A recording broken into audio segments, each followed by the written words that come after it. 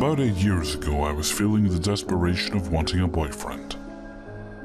I started meeting guys, lots of them. I was pretty reckless when I was younger, didn't really care about my well-being. I had a lot of self-hate. I used to be a privatized cosmetologist for strippers in the town I was living in, Springfield, Oregon. I had a lot of girls wanting to have me do their hair.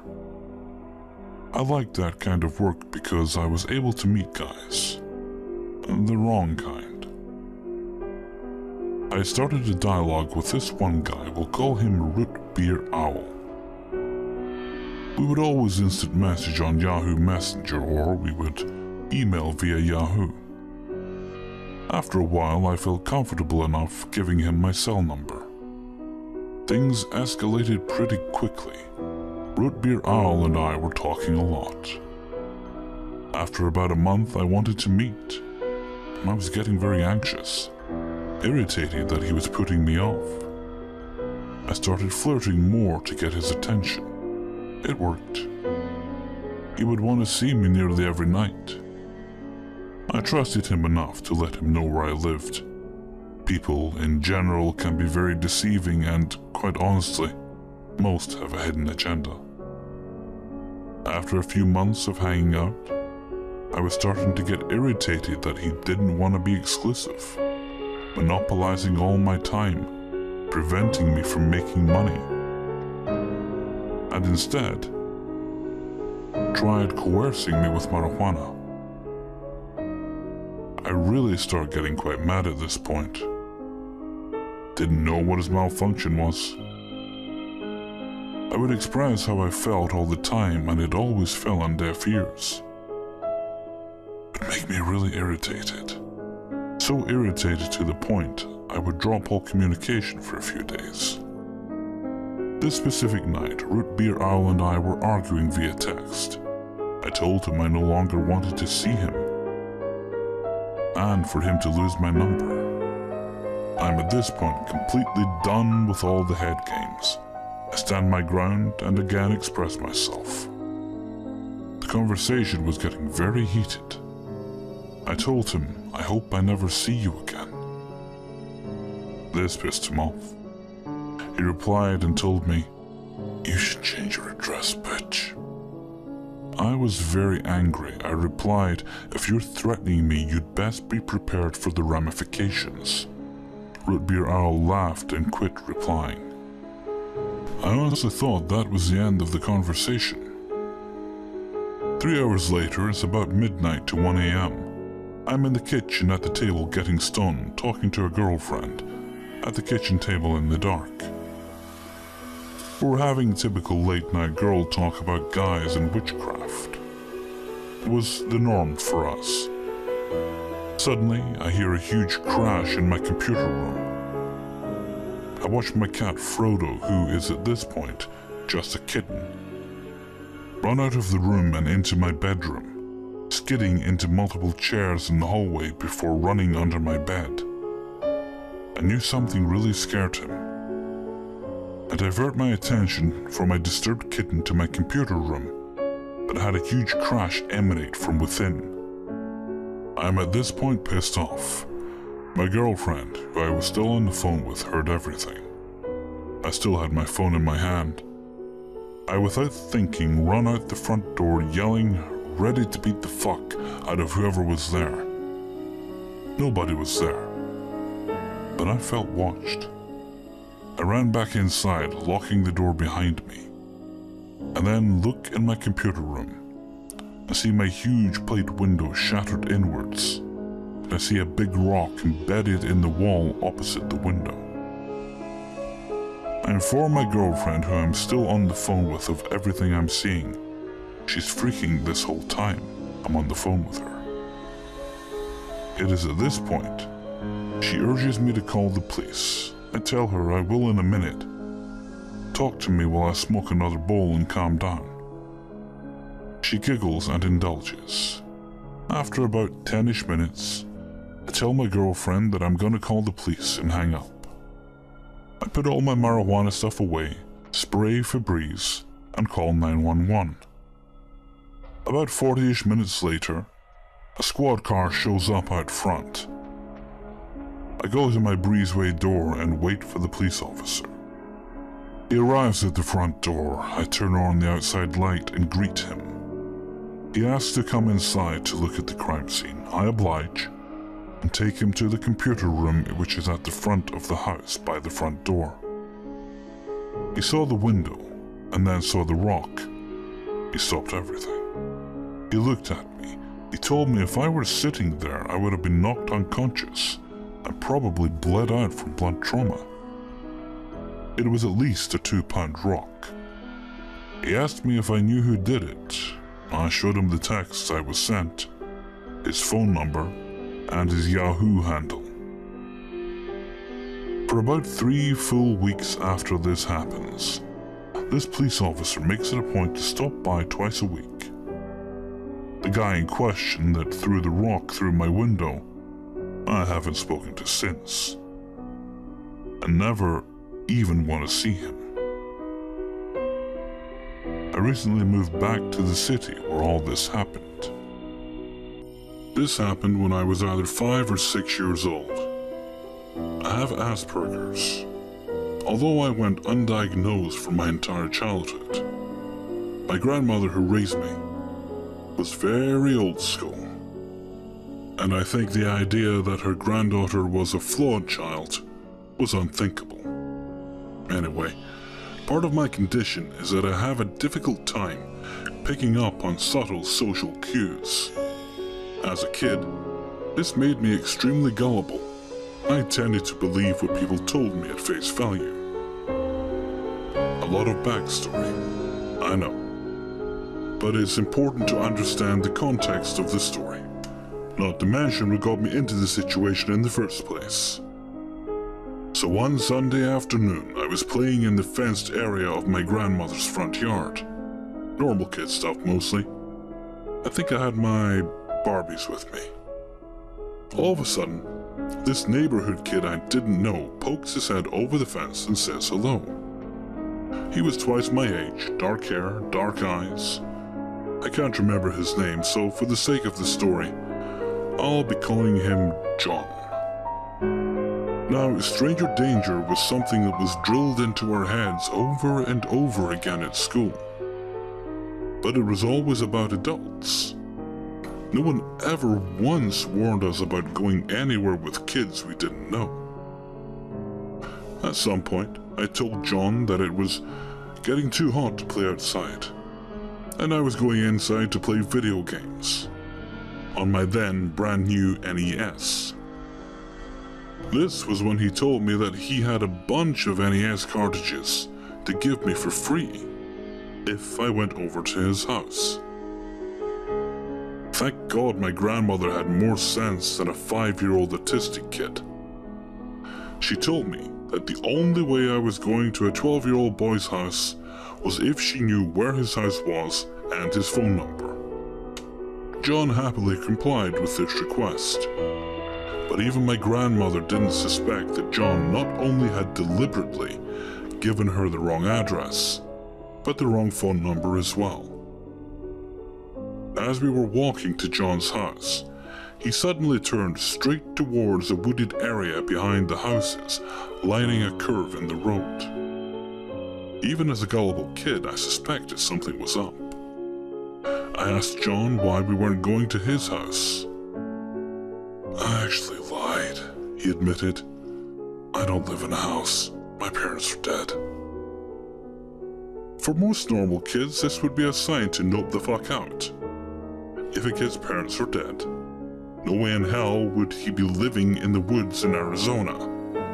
But between my age and my disorder, I not only believed John, but I pitied him too.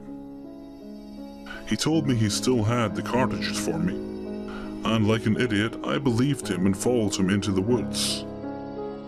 After about 30 minutes of following John, I knew something was seriously wrong. The alarm bells were finally going off. I told him I wanted to go home. I didn't want his NES cartridges anymore. After a pause, John said, "Okay," and started leading me back the way we came. But he kept stopping, moving in false starts, looking around. Finally, he said that he'd made a mistake, and now he was lost. That made me mad and scared. I knew he was lying. I told him to take me back to my grandma's house now, that it was hot and I was thirsty. By this time it was late in the afternoon, around 4 or so. This is where I look back and get seriously creeped out. John looked at me and smiled. "You're thirsty. Why didn't you say so?" He led the way to a leftover rain puddle that hadn't dried up yet. I stared at him. Did he really expect me to drink from that? "I don't have a cup," I told him. "Just get down and drink it like a dog," he said. I got down on my knees, but I only took the water to cool off with. Even as a kid, I knew you're never supposed to drink dirty water. While I was wetting my forehead and neck down to cool off, John started churning up the water to make it muddy, still trying to convince me it was fine, and that I should lap it up like a dog. What the fuck, kid? After a while, I realized I could hear a familiar sound. The major highway that ran perpendicular to the road that led into my neighborhood. Looking down the hill we were on, I could even just barely make out the cars traveling on it. I didn't even hesitate. I ran all the way down that hill with John calling after me. I couldn't hear what he said, and I didn't care. If I found the highway, I could find my way back home. I climbed a barbed wire fence and ripped a hole in the pants I was wearing getting to the highway. John caught up to me once I reached the sidewalk, telling me to come back into the woods with him. "No," I shouted at him. "I'm going home." At this point, a police car came up to where we were standing. My grandma had called the number John gave her, only to find out it was the wrong number. When she went to the house he described, and it was the wrong one, she called the police. So this cop asked my name and I told him. He said my grandma was worried about me, and I was so happy to see him I started crying. Then another car pulled up. A woman stuck her head out of the window. "John, get your ass into the car right now." My stomach dropped. I looked up at John. "I thought you said you lived in the woods." The woman's face contorted further in her anger. "No, he doesn't live in the woods. I'm his mother." At this point, the cop told them both to stay put, and he put me into his car. I couldn't hear what was being said, but in the end, the cop let John go into his mother's car, and he drove me home. My grandma was plenty pissed at me for going with John after he told me he lived in the woods, but I think she was just glad to have me back unharmed. It wasn't until years later that I realized just how fucked up the entire situation was. To this day, I don't know why John wanted to lure a 5-year-old girl into the woods, but I'm glad I never found out. If you're reading this, John, even if you weren't planning to hurt me that day, you are still one sick fuck. Let's never meet again. If we do, I'll probably end up punching you in the teeth. 1. I live in the Netherlands. Even though I can speak a good word of English, I want to give my apologies if I make lots of grammar and spelling mistakes. Also, sorry if it sounds so cliché. I'll talk a bit about myself first before I move on with this story. I live in a pretty busy and big neighborhood, and weird things rarely occur here. Sure, there have been some robbery attempts at a few local stores around night time, but that happened a few years ago. before and after this. This neighborhood has been quite a safe place. My neighborhood is like a very big circle which contains a playground, a football field, a small field to walk your dog, a basketball court, and an elementary school. During the day, it's totally packed with children and their parents, and people who play either football or basketball. But when the evening falls in, the streets become totally empty. This place used to be a sort of rendezvous point for a very small group of drug dealers. But that number has diminished due to the district officer driving around here frequently. Since then, the attempted robberies have died out.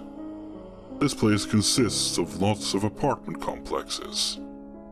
I live in a regular house myself, in a small street, which is leading to the highway. Presenting myself. I'm a 17-year-old boy. I'm 6'5" tall, but pretty skinny and very weak. I've never been in a fight before, and I always try to seek the best possible way to avoid trouble. I have 2 cats, and my back door consists of a cat door.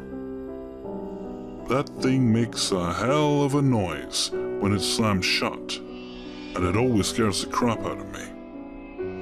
There are a lot of stray cats walking around, stealing the food from my cats, so I hear the cat doors slamming pretty frequently. Our back door is made out of wood, but has a huge glass window in the middle, so you could look outside easily. Our living room has a glass sliding door, but we rarely ever open it. The main area I want to focus on is my quote-unquote garden. My garden is relatively small. Within 5 huge steps, I can make it from my back door to the end of my garden. We have a backlight that turns on when movement is detected. Adjacent to it is a very huge field which is kind of property to the long row of apartment complexes standing here.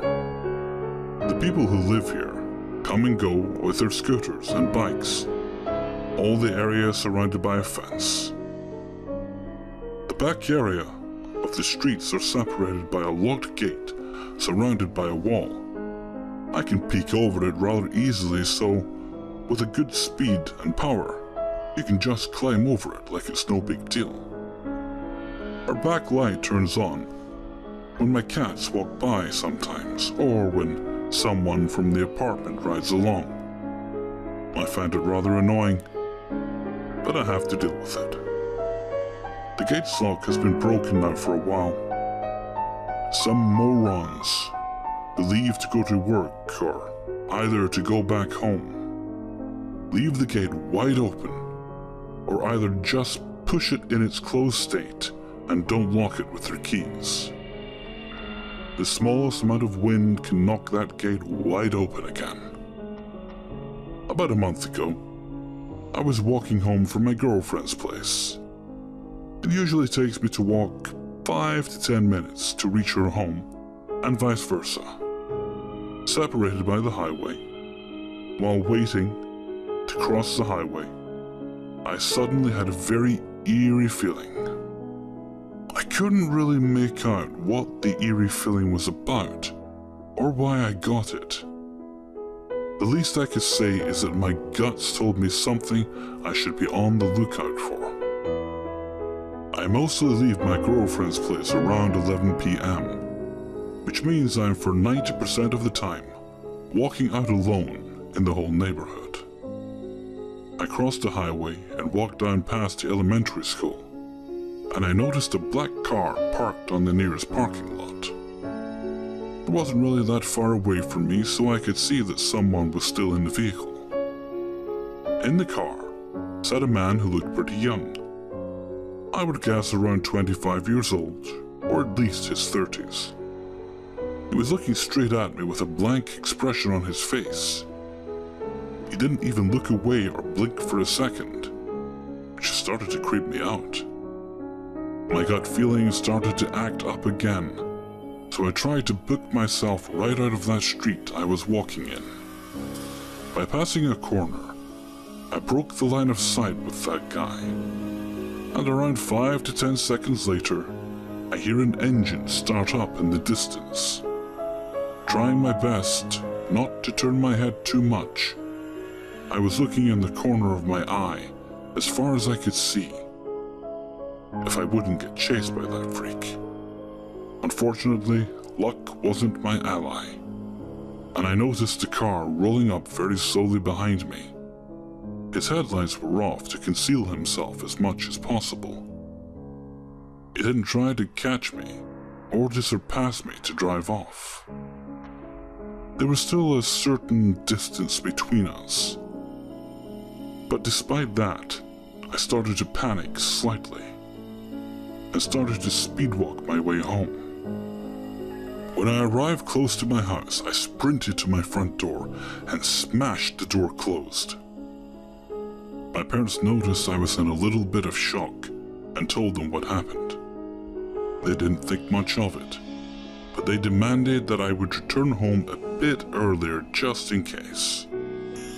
Before I went to bed, around 15 minutes later, I slightly peeked through the blinds and I noticed the same car just standing there in the street.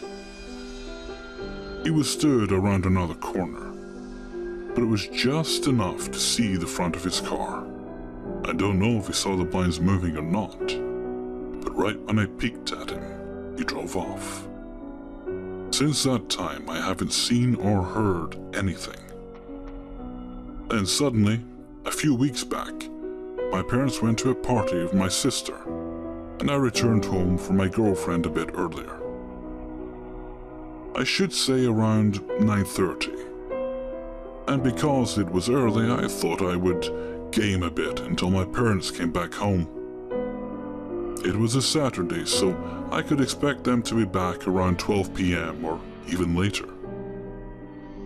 I was ready to play some Counter-Strike with a few friends on TeamSpeak, until I heard some noises from the back door.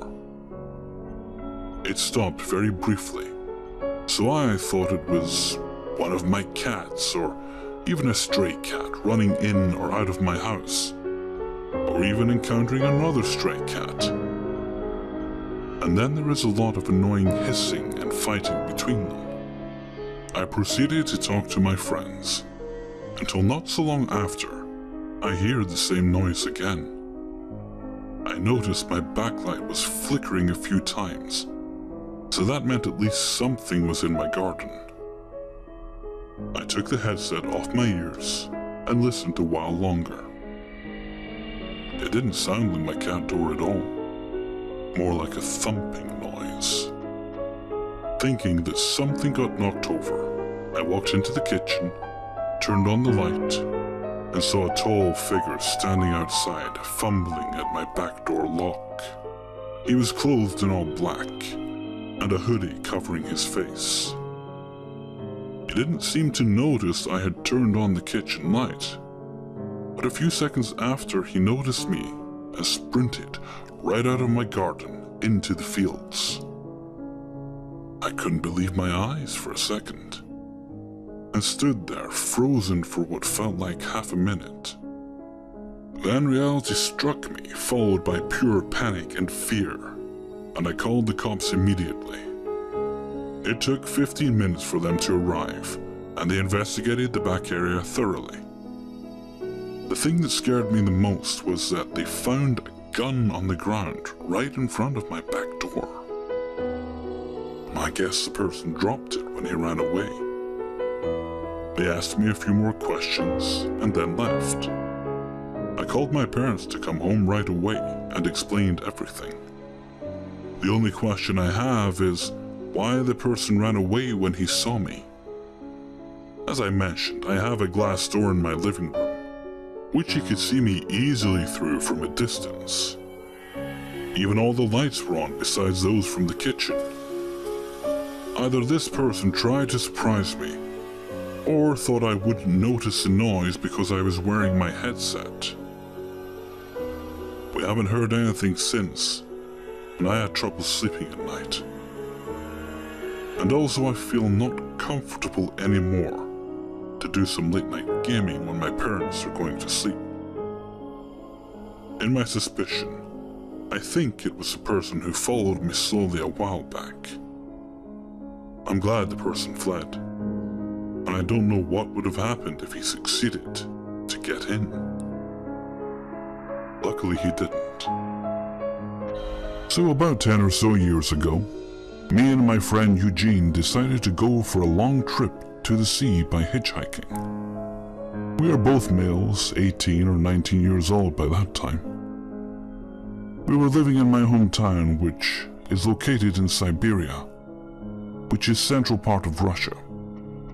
So we are hitchhiking to other cities from time to time for fun. But this time, we wanted to go for a long trip and spend some time by the sea with almost no money, since we were poor students by that time and couldn't afford to buy tickets and hotels. One night, we were on our way back home. The last driver left us near some cafe by the road. It was very dark and probably past midnight. We were pretty hungry, so we went inside the cafe to order some cheap meal. There were a few cars in the parking lot outside, and a few people inside eating. We took a table and started to eat our late dinner. Then my friend and I noticed some guy was sitting alone and kinda stared at us. It was a typical-looking middle-aged Russian male, 30 or 40 years old. But we looked pretty unusual, especially for some middle-of-nowhere in Russia place like this. We had long hairs, strange clothes, and big travel bags. You know, that typical nomad traveler look, which was really unusual to see for many people in regions of Russia like this. So we were kinda okay with that. This guy finished his meal and left. We left about 10 minutes after he did. We began to think what to do next at this point.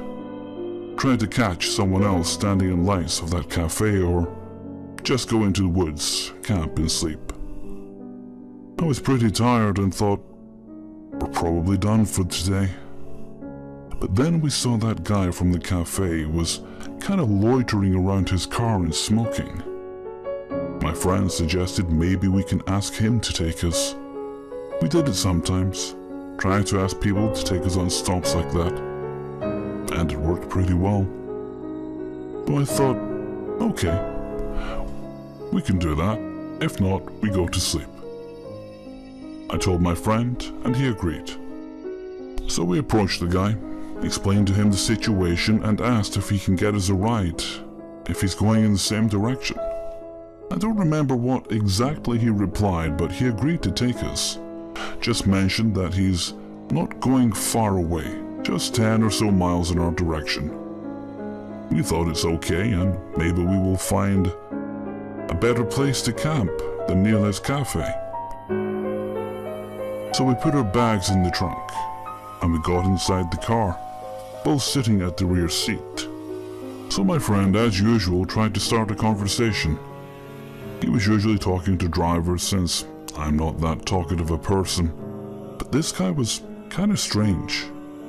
He wasn't really talkative too, answered with short phrases, constantly smoking and looking at us through the rear mirror.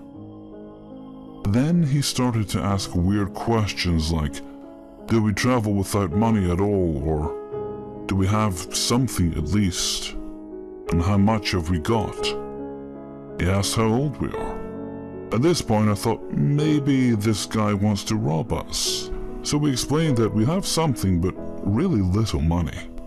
Then we realized that he drove us more than 10 miles already for sure, and he is continuing driving on this night, dark road with almost no cars. By this point, our conversation ended, and we were riding in complete silence. I felt weird. I bet my friend did too, but we kept silent. At some point my friend asked, why we are riding for so long. The guy replied that he decided to give us a longer ride. Okay, We didn't turn from the main freeway, so it wasn't too much. After some time, he pulled off to another road cafe, finally, and said he was leaving us here. I was glad to finally hear it. But then he said he wants to ask us something. Actually, he wanted to ask my friend something. He let me go outside and open the trunk, so I got both our bags and was standing by the car while my friend and the driver were talking about something. I couldn't hear since the doors were closed.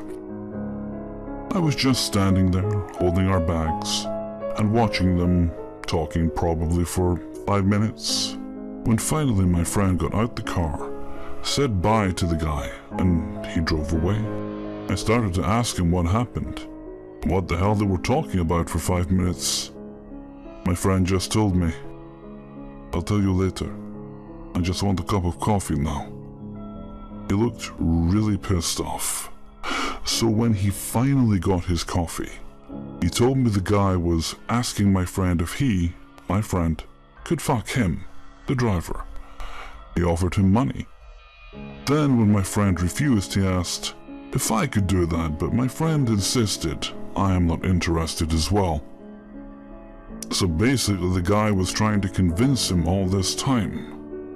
It was probably the only creepy story from all the time I was hitchhiking, and I'm glad nothing really bad happened to us, but creepy perv dude. Let's not meet again. So before I begin, perhaps a bit of background information would help you understand my story. I am now a 20-year-old male living in the Netherlands, and I've been a geek all my life. Games in particular have always played a major role in my life, starting when I got my first PlayStation when I was 5 years old. Something about gaming just always got me, be it mechanically or in terms of storytelling. I could always find something to love about it. As I grew older, I got more into RPGs and eventually found my way onto World of Warcraft. As I got more involved in the game, I started joining raiding guilds. For those of you who don't know, it's basically a group of players who intend on facing the game's hardest content as a team. The second guild I joined was the greatest bloody team of people I had met thus far. One of these people was a Swedish girl who was around my age called Maggie. We got along nicely. As it turned out, her mom, who was also in this guild, was actually living in the Netherlands. So often, we'd end up in conversations where she asked me to teach her some Dutch, and she'd teach me some Swedish in return. It was all good fun. Fast forward to the beginning of 2013. The aforementioned guild had fallen apart a while back, and I had joined a new one. I stayed in touch with some people in the old guild, but Maggie really hadn't been online all that much. When she did get back online, we quickly caught up. It turned out that she actually moved in with her mother, and had spent the last couple of months improving her Dutch and attending a high school. She also started dating this guy called William, who was actually part of the same guild I had met Maggie in. He always struck me as a nice guy. Other guild members always thought he was a bit direct and perhaps rude. But being Dutch, I understood that's just simply how our culture works, so I was always okay with it. June comes around. Me and Maggie recently finished our final exams, and we're waiting for the results to come back in. One afternoon, while we were playing online, I suggested a meetup between the two of us. I really didn't have much to do, and given that she had voiced her concerns about finding her footing in Dutch social circles, I figured this was a nice opportunity to take her first baby steps into the country. She excitedly agreed and asked if she could bring William as well. Obviously, I said yes. seeing as he was her boyfriend. Meetups are safer when you arrive as a couple, and meeting former guild members was something I was looking forward to anyway. A couple of days later, I met both of them in Rotterdam and had a great day. I showed them around the city, since I knew it best. Had some nice conversations, a few laughs, and we ended the day by taking a trip to Euromast. Before leaving, Maggie had to go to the bathroom, so me and William were waiting outside. Striking conversation, I said to him, "You two make for a nice couple." "Thanks," he replied. "I friggin' love her, you know. Honestly, wouldn't know what I would do without her at this stage."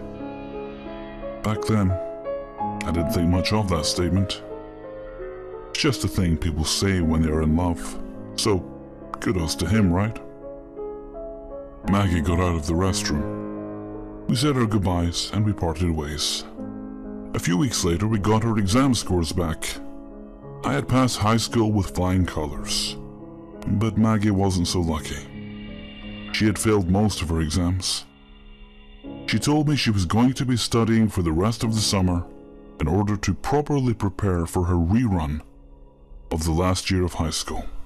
I told her that if she needed any help, then I was willing to see what I could do, even when I was going to college. She was very thankful, but assured me that she'd let me know if she needed any help.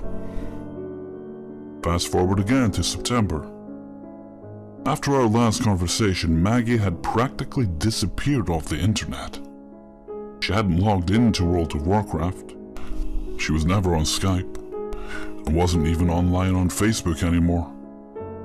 I had asked William in mid-August how she was doing, and he assured me she was fine, so I thought nothing of it. I even admired her focus on her education. However, during my second week in college, all of that changed. I got into the metro and picked up a free newspaper in the seat next to me to pass the time. I vividly remember turning to the fourth page to read the headline saying, "Swedish woman, 19, from city, stabbed in her own backyard." It took me a few seconds to even realize that she lived in that city now, and that she was 19. Even though the article didn't mention a name, I grew very concerned. I quickly sent her a text message as we exchanged phone numbers when we met up, asking her if she was okay. The rest of the day went by, and I heard nothing from Maggie. I eventually figured that if anything had happened to her, people would have most likely started to post things on her Facebook page. Concerned and scared of what I was going to find, I started typing her name into the search bar of Facebook. Sure enough, it was already filling up with messages from people who had heard she passed away from her injuries. After inquiring with some other former guild members, it turned out William had stabbed her. She had broken up with him after she got her horrendous test results back, and he wasn't all too pleased with that. In the aftermath of this incident, me and some other Dutch guild members went to her city to meet up with her friends from school, attend the memorial set up in her school, and to put some flowers at the scene of the crime on behalf of everyone she had played the game with. When we met up with Maggie's school friends, we found out William hadn't been half as nice as we thought he was. During the relationship, he had been very controlling of Maggie, and after the breakup, he began stalking her and sending her threatening text messages. She even went to the police to report it, but they told her they couldn't do anything for her at that stage. After that, she met a different guy and started dating him.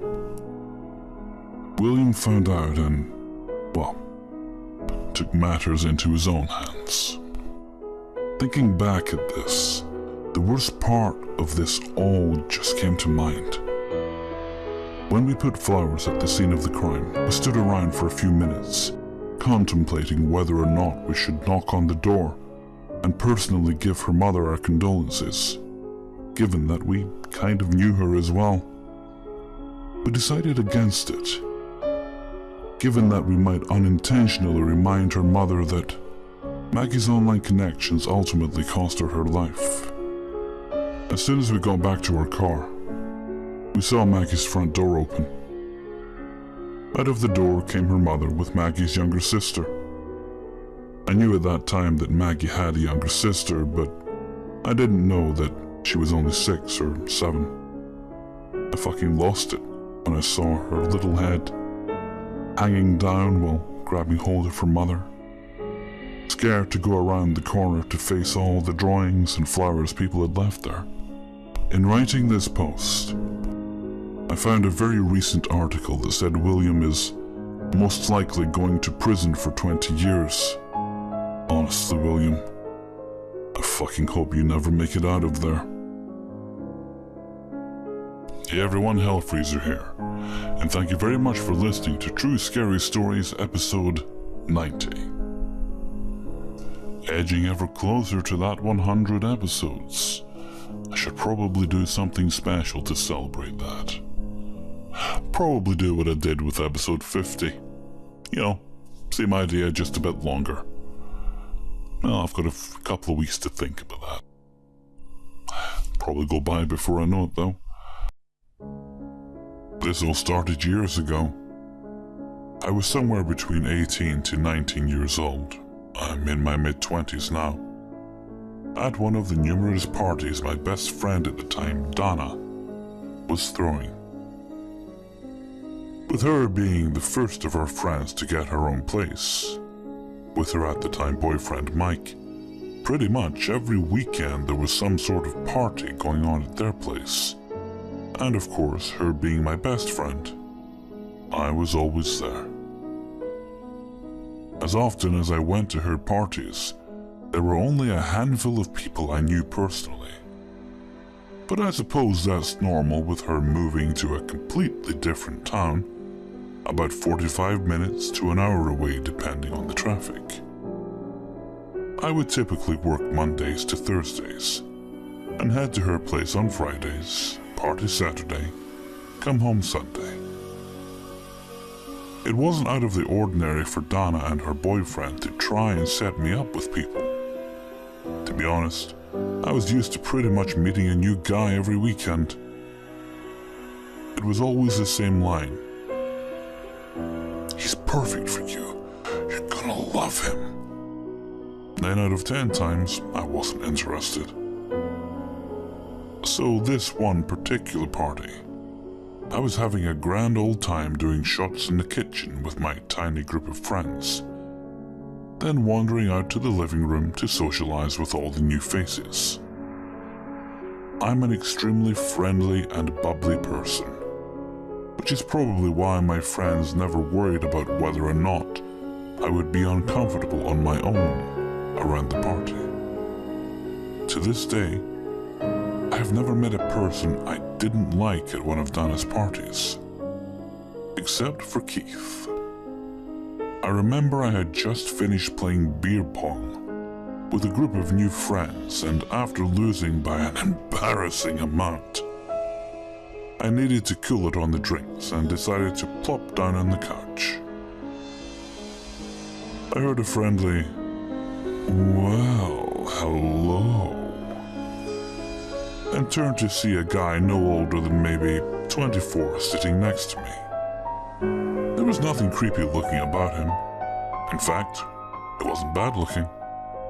Light brown hair with honey-colored eyes and a friendly smile. "I don't believe we've met," he said with a friendly nod and turned his body to face me. "I don't believe we have either," I smiled and held out my hand. "I'm Sleepy Optimist." We shook hands, and he told me his name was Keith. I was about to ask him if he was a friend of Mike's, since he was around Dan's boyfriend's age.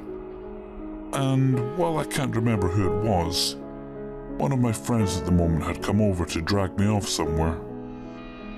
I honestly have no idea where we went, or anything, seeing I was drunk, and this was years ago. But I remember quickly telling Keith it was nice meeting him, and I was sure I'd be seeing him around that night before prancing off with my friend. I didn't see him for the rest of the night, but didn't think anything of it. I was even crashing on their couch that night and didn't recall seeing him leave. But like I said, I didn't think anything of it. Flash forward a couple days later, my phone popped up with a text from a number I didn't recognize. "Hey, it's Keith from the other night. Bummed we didn't get to spend more time together." Frowny face. I read, and it took me a few minutes before I could even remember who Keith was. It wasn't out of the blue for me to get texts from people I'd meet at parties, being the social butterfly I am. However, whenever I do give out my number, I'll always do an exchange at that moment, so I can write down who it is. So after a little bit of small talk, him asking how gnarly my hangover was the next day, and me asking how his current day was going, I had asked him how he got my number. He said he had asked my friend for it when he was getting ready to leave and couldn't find me to ask himself. Assuming it was either Dana or Mike, I dropped the subject and started asking more about him and he about me. While I didn't necessarily see Keith as anything more than a friend, we began to talk regularly. He had the same sense of humor as I do, and he was a night owl like I was.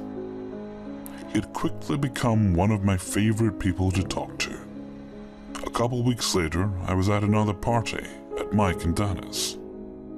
I remember it was Mike's birthday, and he wanted to do an 80s theme. So we all got dressed up and let the alcohol flow. It was honestly a blast. At the peak of my drunkenness, I had yelled over the music to Dana, who was right next to me, if Keith was coming at all. "Who?" she yelled back as we danced by hopping around and tossing her extremely teased hair. "Keith," I yelled, and she gave me a weird look. She kept saying she had no idea who that was, and when I tried to describe him, she yelled she didn't know a Keith, and that confused the hell out of me. When she noticed my energy shift, she quickly said it was very likely he could have come with her friend Ryan. Ryan, since she was always bringing +1s or +2s. Immediately agreeing with her, I continued to dance the night away and down drinks I would be regretting the next morning. Ryan had actually stayed over that night, since she was in no shape to drive, so she took the couch, and I made a little nest on the floor. When I had woken up early that morning to get some water, Ryan was getting ready to leave since she had to be somewhere semi-early that day. And she had a lot of hairspray to comb out of her hair, and a lot of blue eyeshadow to take off. I had quickly downed my glass of water and remembered what Dana had said about Keith. I asked her if she was the one who brought Keith the other week, and she laughed and said she had no clue who the fuck Keith is. I gave her a brief rundown of who he was and how we had been talking, and she apologized and told me again that she didn't know a Keith. Well, that should have been at least a teeny bit of a red flag. I didn't think anything of it since I legitimately enjoyed talking to him. The first few months he was super cool.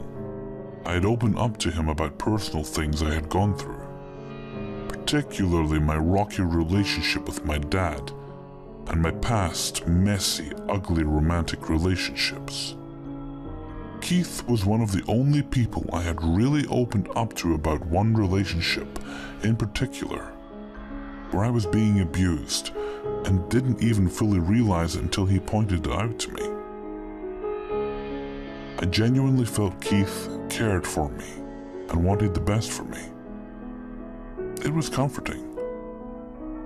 Not long after that, he started becoming more flirtatious with me. While I naturally have a somewhat flirty personality, even his advances were a bit much for me. I told him that I didn't want to give him the wrong idea because I wasn't looking to date anyone at that time and just saw him as a really good friend. He was clearly upset by the tone in his voice when I told him, but he said he understood, and he was glad we were friends. His texts and calls became a little more frequent after that. And while we really talked just about every single day, it was like the more I tried to explain I didn't see him that way, the more he pushed it on me. I started to pull back on talking to him because, as forward as I was being about my feelings, I was still worried that I may have been leading him on. During this time of me pulling away, Keith had found my MySpace, which I hadn't used all that much by that point. It was when everyone was beginning to switch over to Facebook. He would ask questions about my family and say things like, "In this picture, is that your friend?" The majority of the questions he asked, I knew I had previously told him about those friends or family members. But there were a couple that I knew for a fact I hadn't mentioned, and somehow he knew who they were and my relation to them. Particularly a picture of my nephew who at the time was still just a tiny baby. He said something along the lines of my nephew looking cute, but Keith knew his name. It struck me as somewhat creepy, but I tried to brush it off. Around this time, an old, very, very dear friend had recently come back into my life. His name was Max, and we were best friends when we were about 15. I had always had a crush on him, but was too shy to say anything, and after he moved, we lost contact. I randomly found him on Facebook, and while I was positive it was him, I sent him a message anyway, calling him my old nickname I had for him, with a ton of question marks and exclamation points. He was just as excited to hear from me as I was to find him, and things had instantly picked up where we left off. We spent all night messaging back and forth, and eventually texting. And then the all-night phone call started up again. As shitty as it was of me, I had intentionally stopped answering Keith's texts and calls when Max came back into my life. The way I saw it was, I had already lost him once, and I wasn't about to let that happen again. Late one night, while I was away at my uncle's for Thanksgiving, I was on the phone with Max and told him that I had always had the fattest crush on him when we were younger, but I was terrified to say anything because I was positive he didn't see me that way and didn't want to lose his friendship. He started laughing and told me that he felt literally the exact same way, and that's why he would always tell me my friend Shannon was cute, not to blow his cover. Feeling extremely bold in that moment of exhaustion, I told him I still felt that way, and when we had lost contact, I still thought of him and wondered what he was up to, and he said he felt the same. I was overwhelmed with happiness, and he said there wasn't anyone else he had connected with quite like that connection we had. At that moment, we decided to officially be a couple and started to figure out when I would be able to fly out to visit him. Things with Max were better than I could ever have imagined. Waking up to his good morning phone calls and texting all day, every day, until it was time to talk on the phone till we fell asleep. I was over the moon and had completely forgot about Keith. Christmas comes around and I call Max to wish him a Merry Christmas. He even passed the phone around so I could talk to his family, who I had also fallen completely in love with. We decided at the end of February I was going to fly out to spend a week with them.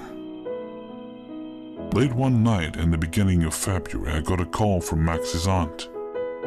The moment my phone rang, I knew something wasn't right. We said hello, and when I asked if everything was okay, she burst into tears. Absolutely hysterical, telling me that Max had been in a car accident. I could feel my heart drop into my stomach, and I began to shake.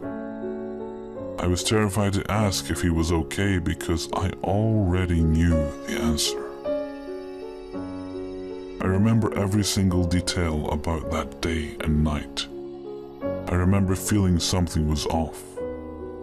I hadn't heard from Max in a few hours other than a post on my Facebook saying, "I love you." I remember what I was wearing. I remember exactly where I was sitting and the position I was sitting in when I got the news. I remember dropping to the floor and having to use all my energy to pull myself up and crawl into my mom's bed and tell her what happened. I couldn't believe he was gone. I had lost my Max all over again. I didn't reach out to any of my friends for a long time, other than my closest friends who got the news and rushed to be by my side every second. It took me a while to come around again, but eventually, I started taking the steps I needed to heal. I started going on outings with my friends. I started to eat more. Something in my mind had clicked that Max would never have wanted me to waste my life like that. He always told me we needed to make the best of our lives and that we had so many adventures waiting for us. That day I decided to live my life to the fullest, not just for me, but for Max. Which eventually led to me reaching out to Keith and apologizing for basically ghosting on him, and that I hoped there were no hard feelings. He forgave me, and while I knew better than to reach out too much, we were on a good note. Here and there I would get texts from him, sometimes just to say hello, but mostly they were, "I saw this and it reminded me of you" texts. Whether it would be something I liked or something related to one of our old inside jokes. Nothing creepy at that point.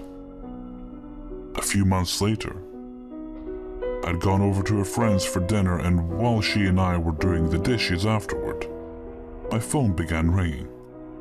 I saw it was Keith, so I picked up and gave a friendly hello, but instead of a hello back, he was breathing heavily and moaning and even muttered a few sexual things he wanted to do to me. I remember I shrieked and laughed before screaming to stop because I thought he had dialed me by accident instead of whoever he was boinking at the time.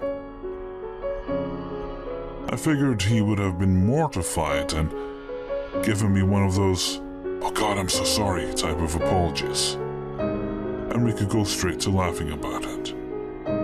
But the breathing and moaning continued, and I froze in confusion and shock.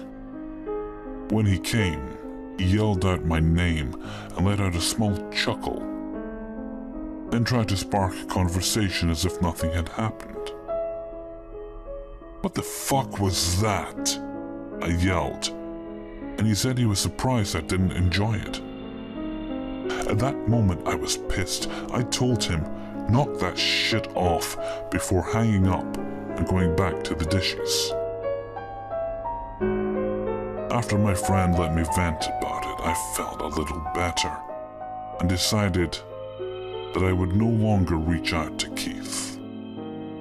On my way home, he sent me a text apologizing, saying he didn't know what came over him and it was drunken stupidity, blah blah blah. I told him if he ever tried anything like that again, we're gonna have a problem. He apologized again, and I thought that would be the end of that. That's when the dick pics started rolling in, along with more phone calls that I would either ignore and answer, then immediately hang up. And he had even sent a couple of videos. At that point, I should have told somebody about it, or gone to the police, or at the very least, changed my number. But I was an idiot, and didn't. It was the only cell number I had ever had at that point, and I didn't want to go through the hassle of giving out my new number and all that junk to the tons and tons of people who I enjoyed talking to, just because of one chode bag of a dude. The more I ignored Keith, the more aggressive he got. He would randomly send me pages of text explaining in detail why I was a bitch, a whore, a cunt, every name in the book he called me. He said it was disgusting of me to lead him on like that, and my family should be ashamed to be related to such an ugly whore. It was hurtful, but I brushed it off. I have a pretty thick skin and usually don't take things like that too seriously. When that approach didn't work, he got desperate. He sent me a text saying he was sorry and that he was afraid because he didn't know what he was doing or what had come over him. I told him he needed to get some professional help. When he said he wanted to die, I started to panic. I called him and asked what was going on. I've always been a person to help out others in need, no matter how bad our relationship is. After losing Max, I promised myself I never wanted anyone to feel that sense of loneliness that I felt. Keith was crying and saying he was ready to die right then and there, that he had bottles of pills and a handle of booze sitting in front of him, and it was taking everything in him not to down it all and be done with everything. I'd never been so freaked out in my entire life. I sat on the phone with him for hours and listed off reason after reason to stay alive.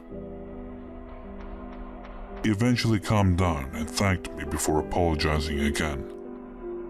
I told him again that he needed to get some help and that it was okay to ask for it. He said I was right, and that was the last I heard of him for the rest of that week. I went back to my normal life and I thought things were a-okay in my life again. But of course, since this is LNM, Keith came around again. He went back and forth between aggression and desperation. One day it would be, I don't want to live. And the next it would be, you selfish bitch, I hate you.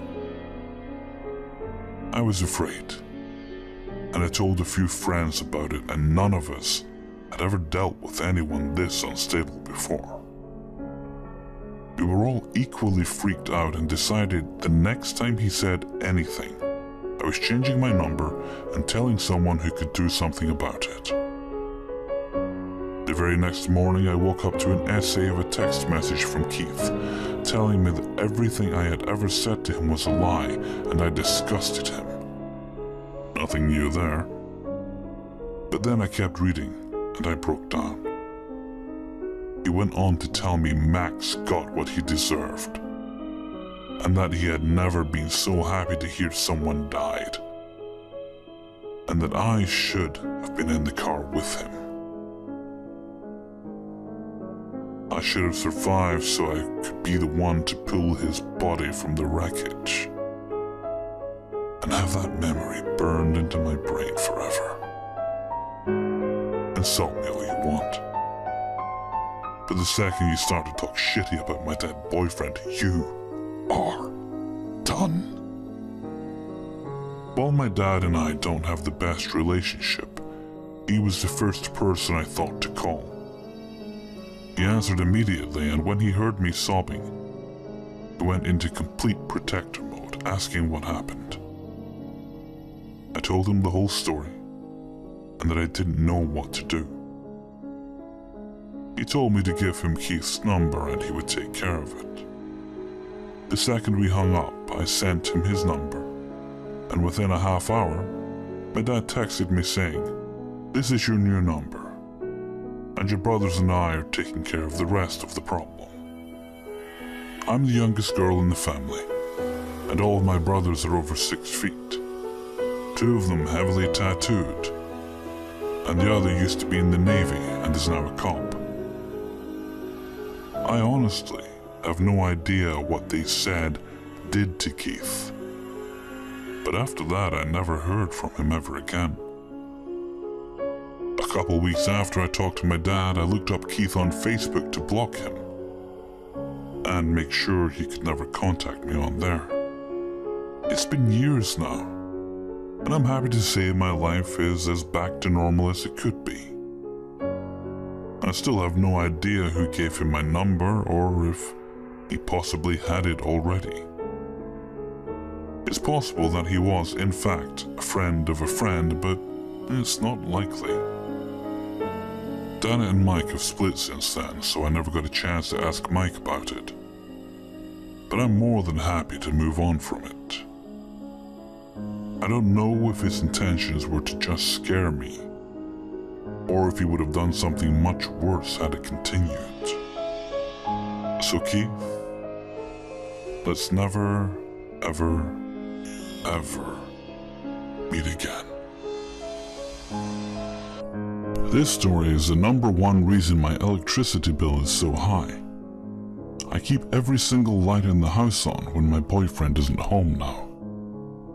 I moved in with my boyfriend exactly 1 year ago tomorrow. We worked at the same place, and neither of us had a car. Work was a 20-minute walk from his house, and a 2-hour 30-minute walk from my house. So he was sweet enough to tell me to just move in, since I spent the night every night anyway. We worked 3 days a week scheduled, and overtime days we got to pick which days we wanted. Shifts were 7 p.m. to 7 a.m. And to anyone who had been watching our house, a regular pattern would be pretty obvious. Gone the same 3 days each week. Then I would pick the first optional day as my overtime day. And my boyfriend would work all the optional days, 6 days a week. Our fairly regular schedule is important. Several months before moving in with my boyfriend, I was in a terrible relationship with a disgusting piece of shit who abused me, and was finally removed from my home by police and taken to jail for 6 months. He got out the day before I moved in with my current boyfriend, and he was not happy, and started harassing me, started sending me death threats, and telling every mutual friend we had that he always carried a gun and would shoot me if he ever saw me. I got a restraining order, and although he couldn't harass me to my face, he started getting creative. He moved in with a girl who lived just around the block from me, after I'd begged her not to tell him where I moved to. She told him the same day I moved, and I'm 100% sure that is why he moved in with her. I believe he started watching my house and figured out my work schedule. One day I came home to find a teddy bear with a used condom around its head, placed in the middle of my driveway when I got home. I recognized it and knew for a fact it was a teddy bear he had given me months ago that I had given back to his stepmom with the rest of his things when he was in jail. I was super creeped out and finally got a car, so on days when my boyfriend would work, I would drive him, then drive home, and when I came home, I always felt like someone was hiding behind a bush at the edge of her property. One day I finally looked behind the bush, and although no one was there, I found a crushed Nos can. Nos is a way too sweet but extremely cheap soda that my abusive ex was completely addicted to, and this made me even more sure he was spying on my house. After a couple of weeks of keeping all doors and windows locked, I switched up my schedule. Instead of taking day 1 for overtime, I took day 2, since I had a doctor's appointment day 1, and didn't want to be tired that night from missing sleep. My boyfriend worked every overtime day as usual. He likes making money and is willing to work hard for it. I took my babe to work and got home, and within minutes could tell something was wrong. The way my house is laid out, the front door is in the living room on the east. The kitchen is to the south, and the dining room is to the west of the kitchen, not visible at any angle from the living room, and has a back door. My normally quiet, docile cats were losing their minds, both making a lot of noise and both running back and forth from the dining room. One of our cats was mine, and one was his when my boyfriend and I met, and my abusive ex would abuse her as well, so up until the cops took him away, my kitty spent every minute on edge, usually trying to hide between my legs for protection like a toddler. That was the biggest warning sign I didn't realize. While his cat was going into the dining room meowing, my cat would look at the dining room, then turn back to me. Then I heard the back door slam. I thought I was going to have a heart attack. As I crept around the corner, I saw the dining room light was on, and the screen door was pulled open while the glass door was slid shut and was unlocked. I know for a fact that the light was off, and both the glass and screen doors were shut, and the glass was locked when we left. My ex has since been arrested for breaking and entering a different house shortly after, and faces 8 years in prison. Since going back into custody, all the strange things around my house stopped. I've been terrified every single night by this. Obviously, he knew which days I would be gone, and I caught him off guard coming home that day. I keep thinking about what ifs. What if he hadn't fled when he heard me come home? What if he had made good on his death threats and promises to shoot me? I called the cops, and they said they couldn't do anything since I couldn't prove he was the one that broke in. Nasty scumbag piece of shit creeper. Let's never ever meet again, because if we do, I will have protection with me, and this time, you will be the one bruised and bleeding. Edit. I didn't mention it outright, but you picked up on it in the story. I wrote this yesterday because it was 1 year after the date my ex got out of jail. And today is 1 year to the day I moved in with my current boyfriend. So this was when I was 16 or 17. I just moved to Florida. I'm from a pretty safe area. You can walk down the street and not have to worry too much about anyone fucking with you. Very small town. I was always warned about stranger danger and whatever, but I was never really scared to be out by myself. Well, I moved to Florida, so obviously there is a lot more crime here, and not the safest place for a young girl to be out and about. I lived in a pretty big town in South Tampa. I didn't drive at this time, and I was living with a friend who also did not drive. My parents were in another state. Long story. So having just moved to a different state, I wanted to get out and make some friends. There was a gaming shop not far from where I lived, maybe about 5 miles. I was pretty into nerd shit, so I decided it was a prime location to go make some friends. Not driving, I decided I would walk the 5 miles there in the morning, spend the day in the area, and walk the 5 miles back in the evening. There was a road that was a little secluded that I had to walk through to get to the main highway, and I ended up later naming it Rape Road. So on this particular day, I decided to head home before it got dark. I was walking on Rape Road, and this white pickup drove by and stopped and asked if I needed a ride. I'm normally not opposed to taking rides from strangers. I usually get vibes and go with them. I thought about it just because it was hot as shit. But I got a weird vibe from him and just politely declined. The truck continued on. Then there was a stop sign up ahead, with a little dirt turn around thing right before it. He pulled into it and turned around and headed back my way. When I saw him turn around, I didn't think anything of it. Maybe he missed his turn. Maybe he saw me walking and was concerned and, instead of turning, drove up to ask me if I needed a ride. Whatever.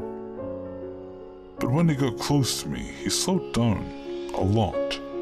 Like obviously slowing down because of me. He didn't say anything, just slowed down and looked at me.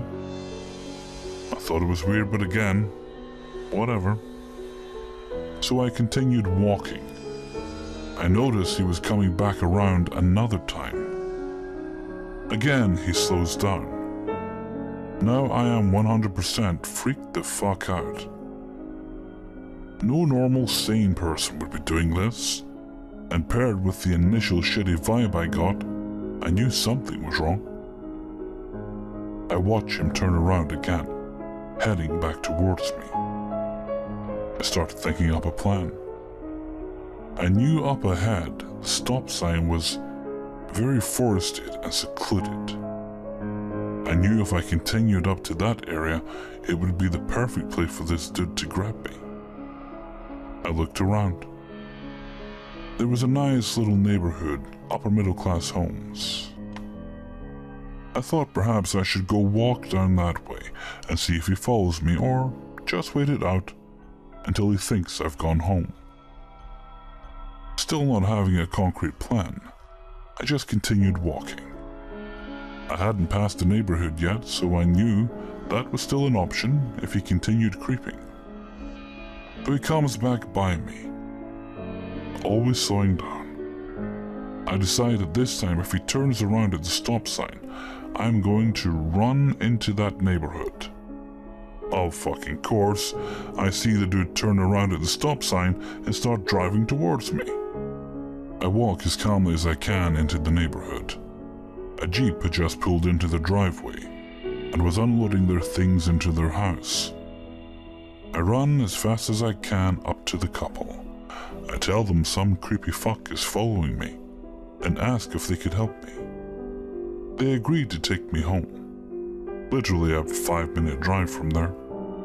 On the way there, the couple tells me they could also be crazy people and I should be more careful. I didn't even realize it at the time, but that was so true. Thankfully, they were not crazy people and helped me get home safely. I never found out anything about the guy, nor attempted to. I probably should have called the cops too. There were a lot of similar incidents on that road, which is why it got that nickname. I don't know what that guy had planned, but I know he was definitely planning to at least kidnap me. He was scoping me out, waiting for the perfect moment to grab me. Let's not fucking meet. I was only 12 when we started receiving calls without the other side speaking. First, my parents thought it was a problem in our line. We called the phone company, but nothing happened. It took us almost a year to realize that only when I picked up the phone, the caller didn't hang up right away. He kept listening to my voice and breathing hard for me to listen to him. This continued for 2 years, and when I was 14, I started receiving flowers. At school, at home, even when I was staying in my friends' houses, he would send flowers there. Then started the letters and emails, always with pictures of me with a boy, with friends, and a very few intimate pics of me changing clothes or in the pool. That's when my parents called the police, who said that there is nothing wrong in taking pictures of a 15-year-old in bikini or underwear. Yeah, great police we have. I started feeling uneasy and always looking back as if I was being followed all the time. I lost my liberty. Half of my friends got so scared that they didn't want to hang out with me anymore. And then I went to live with my grandparents in another town, another school. Everything went back to normal. No more letters, no more photos, or any contact at all. I started dating, and my boyfriend received threats. My stalker was back. A few months later, still dating, the stalker sent me pictures of my boyfriend with another girl. When we broke up, the same day my stalker sent my grandparents home a lot of flowers and a romantic letter telling me he would never do this with me. Moved back in parents' house because I was not safe in my grandparents anymore. That's when he broke in and stole all my underwear. We called the police again, and this time they drew a report, telling us our home would be monitored, etc. But of course, this was BS. My senior year, I had a new boyfriend, great friends, and my school was very protective. They never delivered any letters or flowers to me.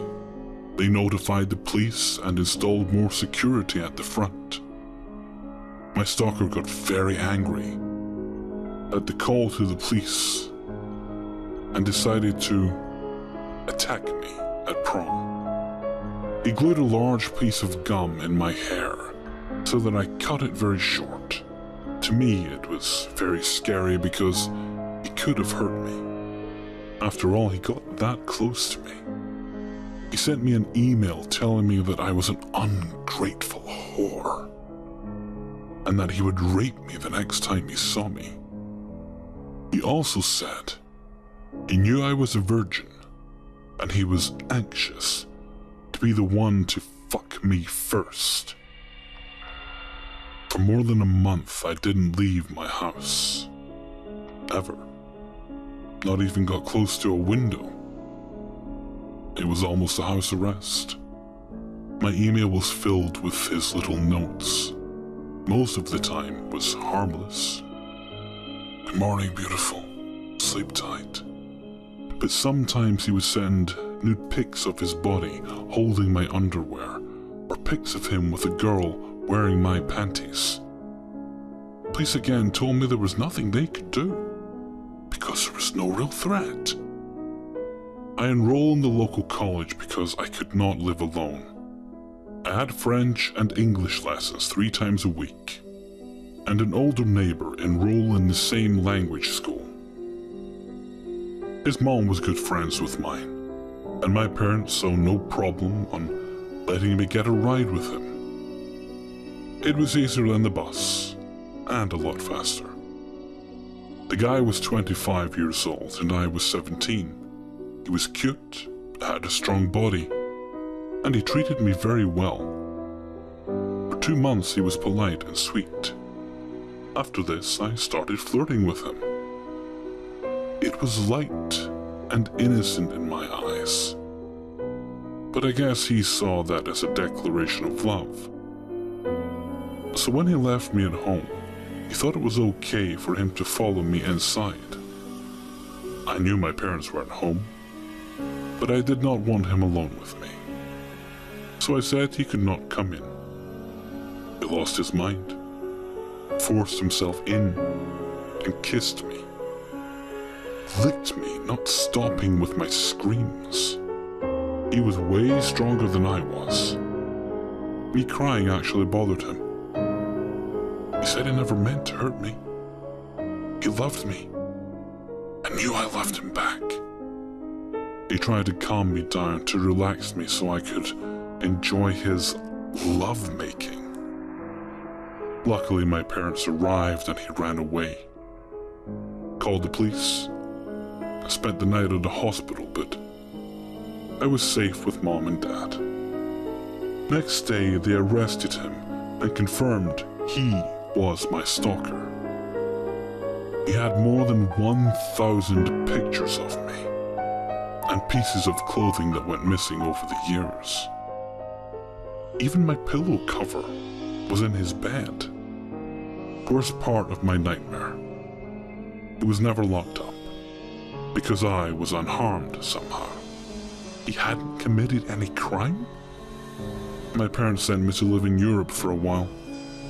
Got back to South America. And now I'm living in Asia.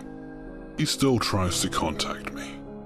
He builds fake profiles to follow me on Facebook and keeps sending me emails with naked pictures or videos of him pleasing himself. My husband also received a few threats, but he says he doesn't care. I'm happy to be living far away in a safe country. Glad he can't find me where I live.